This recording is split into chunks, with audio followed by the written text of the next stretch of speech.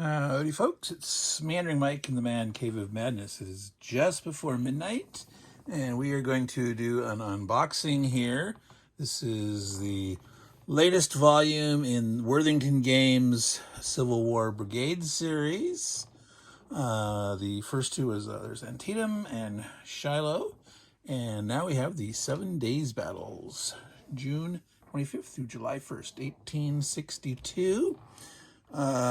It says on the box this is copyright 2022, but I believe this came out about a month, maybe two at most. It's the end of March right now, so I'm going to open this up. I've slit the shrink as usual to make it a little easier to get into. All right, there we go. This is quite a hefty tome. I'm going to zoom in and down so we can read those stats, then come back out a little bit. There we go. So it is a two-player game. It says here, can be played solitaire. It only is rated 4 out of 10 on the difficulty scale. Victory within 3 to 6 hours. That's an interesting way to phrase that. So we look up here, we can see two different maps. There were Beaver Dam Creek and Gaines Mills, but as you can see, these maps are put together. So it sounds like there are separate individual scenarios and larger multi-map scenarios. That is always a great bargain when you can get things such as that. Before refight the 4 key engagements of the 7 Days Battles. Of course, it doesn't list it here, but Gaines Mill, Beaver Dam Creek, we're all see 2 of them. Let's open it up and dig in and find out more. Was Malvern Hill, I think, was one of them, too. All right. Plenty of baggies. 2 dice, 10-sided dice.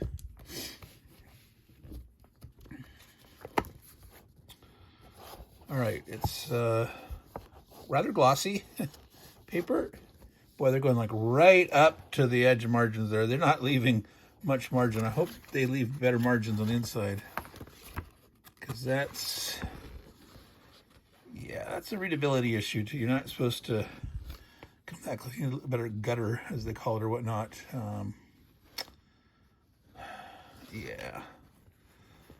Leave a little more white space, guys. A little more white space. It's easier to read. I guess they're really tricky. 8 pages. This is the series rules, version 1.3b. So I guess they're doing their darndest to fit it in there on their 8 pages. And so they went to that route of... I wish maybe they had like chosen 1 or 2 of the graphics to maybe shrink a little bit or something. I don't know.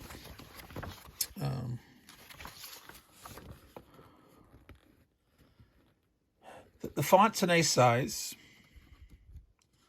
For the most, I mean, some of it's a little smaller, but it is a little harder to read without it. It looks like a wall of text, and it could be much less wall of text-ish, just the tiniest bit more white space there between the columns and at the edges, etc. So that's just one of the pet peeves of mine there. But otherwise, it's got nice color. It's got a nice case format, which I always prefer for war games. For the reference rules, you can totally avoid that in the playthrough guides or whatnot if you want to, examples of play, but I always prefer having the rule book have case statement. All right, case format. Playbook. Okay, they're a little more generous on the margins here. It goes up to 12 pages. Good old terrain effects where they picture it. Move cost, terrain effect, line of sight effect. So again, you put these all together. This is how you do it, folks. Some publishers keep not doing that, and you always want to put all those elements together in one spot. Set up. Okay, 8 scenarios. I'm going from the back. There are 8 scenarios. Yeah. Glendale to Malvern Hill. All right. So the playbook does not, as an introduction, some showing exemptions of series rules that aren't in this. Doesn't have examples of play. So the only examples of play are within this. And if that's the case, they should expand this series rules. Go ahead, go up to 12 pages, have more room, add some more examples, etc. Scenario 1, Beaver Dam Creek. Scenario 2, here comes Jackson, Beaver Dam Creek board. Jackson arrives on time. Okay, that's funny.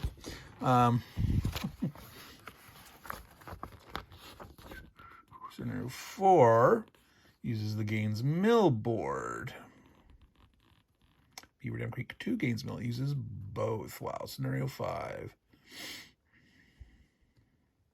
2 days, 25 turns. Wow. And that's just scenario 5. Scenario 6 is the Historical Battle of Glendale. Use Glendale and Malvern Hill board. Now, wait a minute. Is there more than... I have to dig ahead. Oh, these are all mounted maps. Holy moly. Beaver Creek Dam. Oh. They're back and front printed. Okay, at least, well, that helps save. If you, so Beaver Dam Creek's on one side and Malvern Hill is on the other side. All right.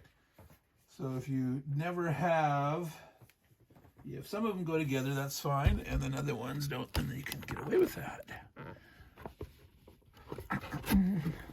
Okay, come on out without tearing, please. Wow. Oops, sorry about that, folks. Bonk. All right, so there's the Gaines Mill. And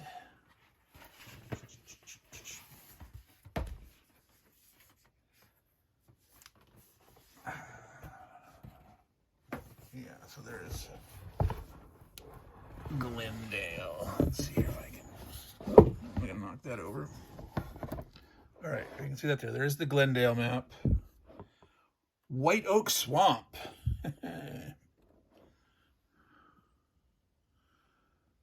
Wow, look at that. That has a 35 turn track. You can use a big long one there. All right. Tuck that back and flip this back over. You can see on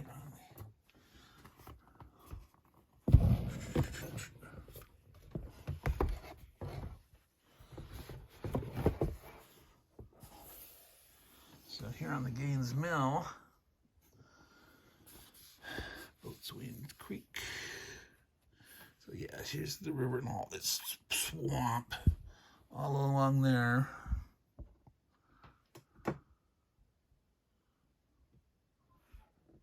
There's Gaines Mill. All right. So this one is a 30 turn track. Those are nice maps. They're nice big hexes. So there's not going to be crowding. All right, Beaver Dam Creeks. In there. Since we pulled everything out, as we put them back, we'll look at things. All right. Morale, movement, range chart, combat results table. 2 of them, 1 for each, and again, more terrain effects charts. That's great. That's great. So that was on the rules, but it's also on the card. There's 1 card for each player. That is good deal. Counter sheets. Oh, one of them came out. So these come out pretty easy. They are rounded already, rounded corners. Pop that back in there. But so obviously Confederate with so like the orange's Longstreet's unit here. You have the individual commanders, and then there's Longstreet, AP Hill, McLaws, Magruder. Okay, Winder, Jackson, Magruder, Holmes are under Lee, so it goes up the level, up the chain. Who reports to whom? All right. So if you so those strength markers, and I'm sure you flip them over. So it's 5, 6, 7, 8. The other side is probably 1, 2, 3, 4. So those are called Pollard markers. You can rotate them, and you have the one side sticking out to show. The only problem is if you accidentally bump those and those rotate by accident. Yeah. Wow, you get a ton of them. And if you look down there, 16, up to 16 strength. 12s, wow. So some of these are, and there's some big numbers on some of these guys. I don't know if that's strength and morale or what. I was watching Hex to Hex play, and I'm trying to, if I remember, I think that's a morale number. Maybe not. Or the morale was the color of this this square.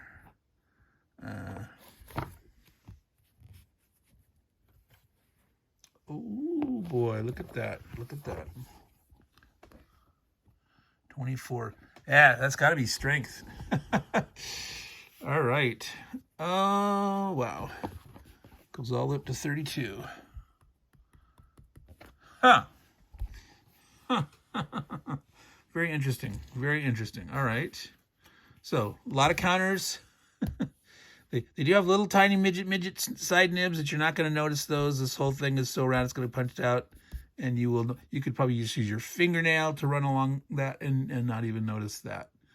There, these are just ready to just fall on out. 4 sheets of counters. All right, so we had popped over there to see the Glendale and Malvern Hill board. So that was historical scenario 6. 7 is just the Battle of Malvern Hill.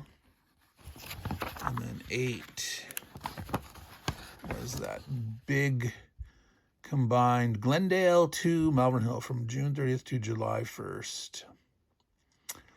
June only has 30 days, so it's a 2-day battle, right? Yeah.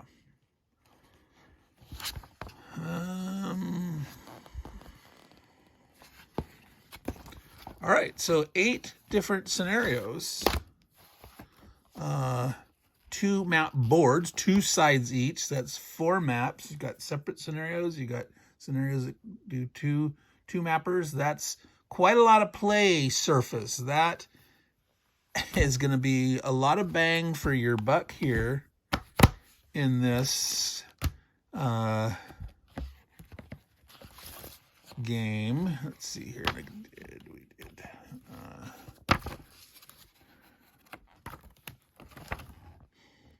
Yep. So if you are into Civil War, if you are at all interested in the 7 days battles, this sounds like a good purchase. You'll get a lot of play out of there for your bucks. It says Worthington old school war games, but definitely not old school. I mean, this is pretty high quality stuff,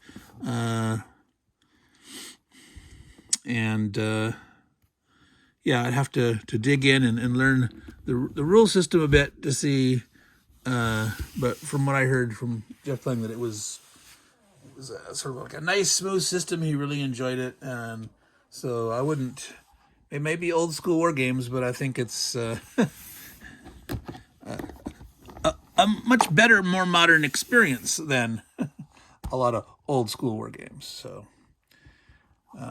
that's it. 15 minutes, folks. Meandering Mike and the Man Cave of Madness will call it good there. Our unboxing of the 7 Days Battles from Worthington Games just came out quite recently, so pick that up if you're interested. And the other two in the series I mentioned, it's the Worthington's Civil War Brigade series. There's Antietam and Shiloh. So, all you good folks out there, take care and ciao.